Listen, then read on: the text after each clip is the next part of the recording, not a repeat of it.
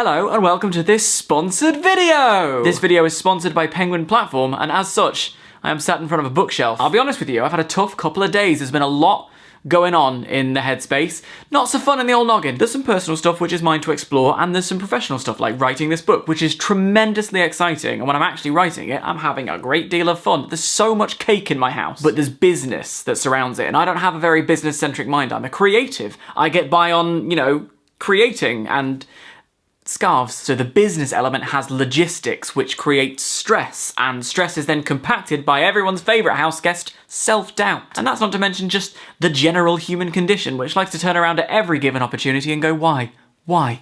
Why bother? Why do this? Why do that? Why anything? Why? Why? It's quite a time, which is why I'm so thrilled that Penguin came to me and asked if I would like to make some videos about self-care. How prescient do you want to be? It's Mental Health Awareness Week. All week, in fact. So we've collaborated on a couple of videos, this one that you're watching right now and one over on their channel, all about how the written word can be an amazing tool in the pursuit of positive mental health. Aside from the fact that just sitting down with a book is an incredible way of being kind to yourself, I find often that if my brain is a bit on fire, reading can help fill in the blanks, almost. It can help me process and understand things I otherwise might not be able to comprehend. Sometimes I experience a particular feeling which I don't fully understand, so I share it with my friends and get their perspective, and then I'll spend some time mulling it over and thinking about it, but I don't quite have a grip on it, and then I'll read a passage in a book, and suddenly it's illuminated. And that passage might only be vaguely connected to what I've been feeling, but sure enough, the gates open, the light pours through, and something just clicks, and all of a sudden that feeling is easier to process. Which is pretty much exactly what happened to me when I picked up this book, First We Make the Beast Beautiful by Sarah Wilson. It's subtitled A New Story About Anxiety, and I'm not exaggerating when I say that from the first couple of paragraphs I knew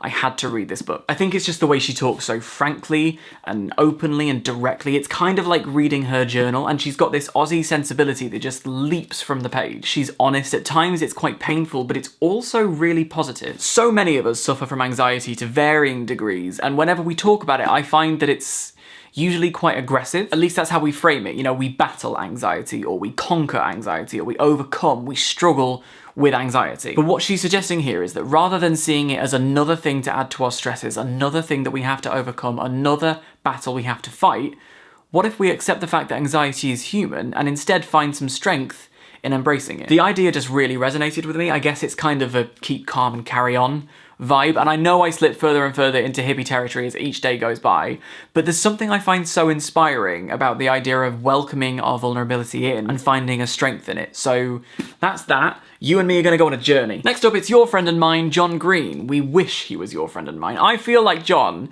is such a little cherub. He's the kind of person who you want to turn to whenever you're feeling lost in the world. You just want his guidance, but that kind of thing puts a lot of demands on a person's time, and he is only one man after all, so fortunately, we have his words. I don't need to tell you about John Green, you know well enough by now, but if Turtles All the Way Down has been sort of languishing in your to-read pile for far too long, this is the week to finally pick it up and give it a go. It's a story about friendship and intimacy and a fugitive billionaire, which is the reason I picked it up. But it's also about how a girl lives day to day with mental health and how that affects her life, her work, her relationships. The most powerful thing for me about John's writing has always been his truth, how his characters have such an authentic voice, and I think that's why so many people have welcomed his characters into their hearts. But the difference with Aza, the lead character in this book, is that for the first time, John is drawing on his own experiences with mental health. I find that sometimes when authors draw on their personal experience, it can be hard for them to sort of translate that into something universal, but that doesn't appear to have been much of a problem for the elder Mr. Green. I've said it before, I'll say it again, I'm nothing if not consistent. Books have an incredible way of helping us view the world through someone else's eyes. And what Turtles does is not just give you an insight into what it's like to live with mental illness, but also stuff to consider about how you might support and help those around you. There's a New York Times review that just sums it up better than I ever could, so I'm just going to quote directly from them. It's that one needn't be suffering like Aza to identify, one need only be human. And the last book on my list of recs is this beautiful, it feels really nice. It's My Friend Fear by Mirali Patel, kind of similar to Sarah Wilson insofar as it's about how you can embrace fear as just a part of what we go through as people and use it to your advantage. Illustrated throughout by watercolours done by the artist, and it's just, I just find that so, I mean, look at that. I find just looking at these pictures calming, and it makes me want to paint.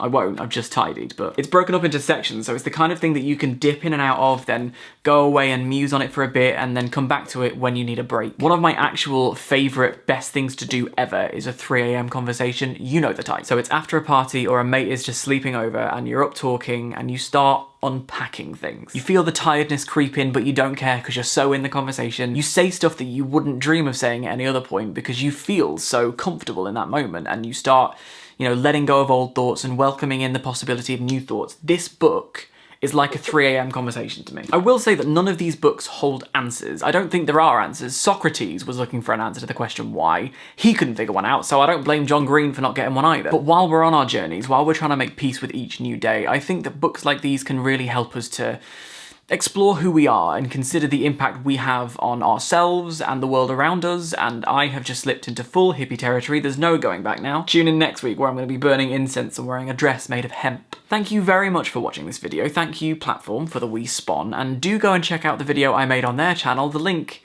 is in the description of all places. While you're down there, you'll also find links to the books that I've talked about in this video. Go forth, read, take care of yourself and each other. I'm claiming that back from Jerry Springer.